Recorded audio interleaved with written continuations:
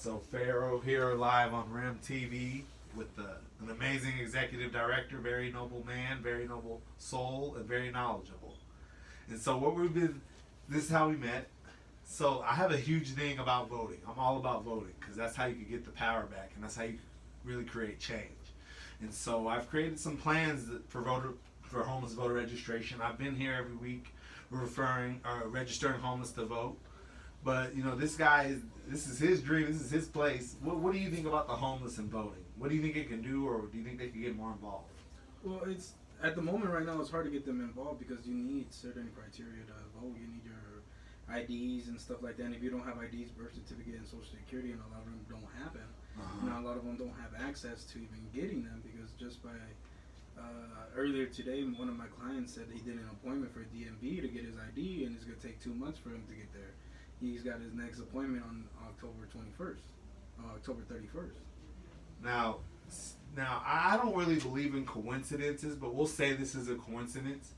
Do you think it's a coincidence that they stopped ID creation during the campaign with the vote just around the corner? Well, it started back in November. No, not November, in March. March. Okay, so when the coronavirus. Well, that's when Nevada fell asleep. Okay. That's when we turned off everything. March 17th. March 17th. Okay. Mm-hmm. Okay. So that's when everything was closed, Social Security, and they had a projected date to come back July. And every month I call them, they have a projected day August, September, October. Yeah. To just get those into things because they don't do it. Even though if you wait in line, they won't give you a new ID. They say they're not working in that department right now, and they'll just shoot you away. Me personally, I kind of think that that's an attack on the poor to keep them from voting. But again, you have your opinion, I have mine. But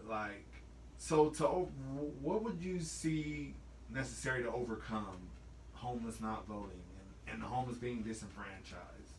Well, be more open-minded towards them. A lot of them feel subconscious about their appearance and the way they smell. You know what I mean? And you don't necessarily want to go to a place where a lot of people are gathered around and just so they can show their bias with you. You know what I'm saying? And a lot of people look at a homeless individual and start thinking negative thoughts about them and stuff like that. And people feel that it's an energy wave. You know what I'm saying? When someone starts feeling, hey, you ever walked into a room and people were talking about you, Oh yeah, I'm very familiar with that. Yeah, you feel the energy in the room. I walk in, the room stops. So they feel the same way. They don't want to go down there because, first of all, they're considered degenerates of the society, so their vote doesn't count, and that's what they're led to believe and stuff like that. Yeah. So if you're led to believe it, and a lot of people give into that notion, you tend to believe it yourself, even though you know it's not right. Self-fulfilling prophecy. If you speak something on someone long enough, it'll come true. And so. And it's also negative because if people see you as a homeless degenerate, then you tend to see yourself and your self-esteem. It does, yeah. And that's something how do I say, nothing about me, but I'm not even gonna make this about me. It's about the homeless right now. But no, labels, words have power. People need to understand what you speak to someone else does become a reality eventually. Not at first, but if someone hears something enough, they're gonna believe it. And so one of our big things is about positivity. Okay, so empowering others through happiness. You did a good job. Oh, you look nice. Being nice. Showing people be nice. We can't tell people to be nice. We kind of just have to show them. And that's part of what we're doing. We're showing how to be nice and treat the homeless. They're humans too. Some of them did very great things before coming homeless. Airplane pilots. I got a engineer right now. He went to school for engineering. He took apart a vacuum and built it back together and put a motor on a bike. Now he can go 30 miles an hour. He can pull a 400-pound cart with him that has all his tools. We have another individual who's a welder and all around jack of all trades.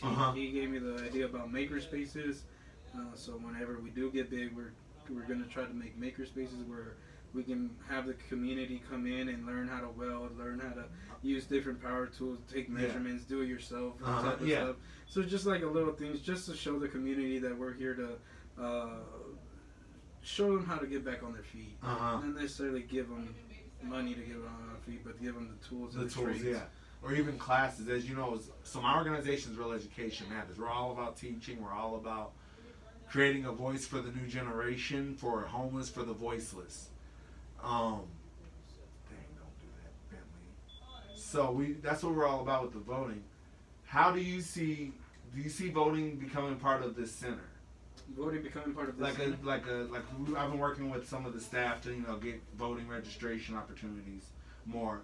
I even found a way to make this an election center where you could vote for the homeless. So we're looking to make. Well, I'm talking with you now about it, but is that something you'd be interested in, making like this a voting center for the homeless, so they know they can come here to vote? Yeah, that'd be a wonderful thing. But with the homeless community is you have to interject their thoughts. Okay. So you have to come at them and give them a sense of purpose and a sense of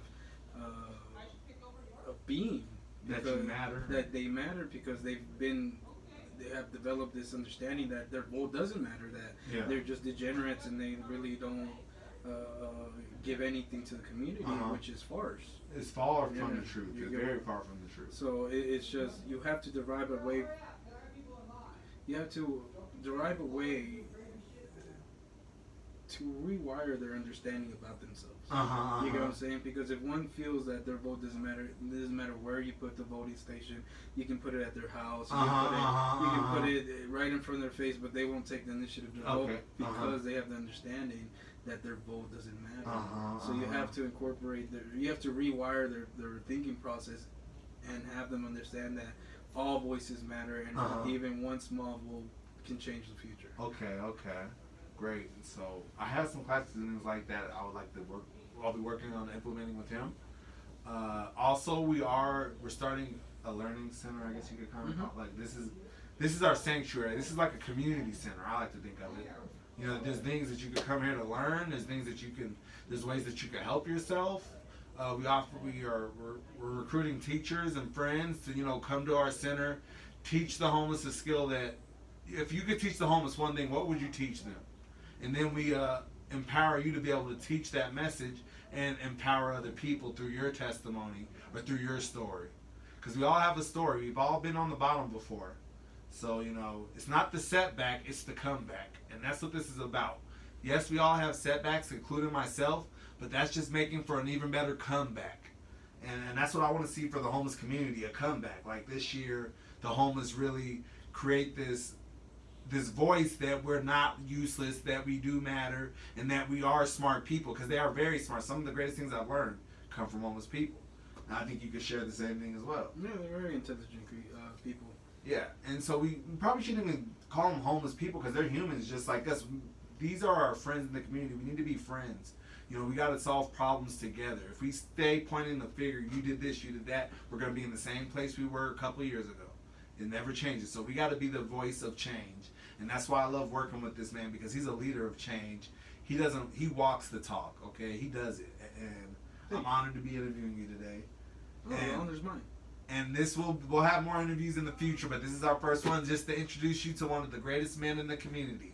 So this is Pharaoh on Real Education Matters TV, and we're signing out. What's your name for the camera? Aaron Busiaga.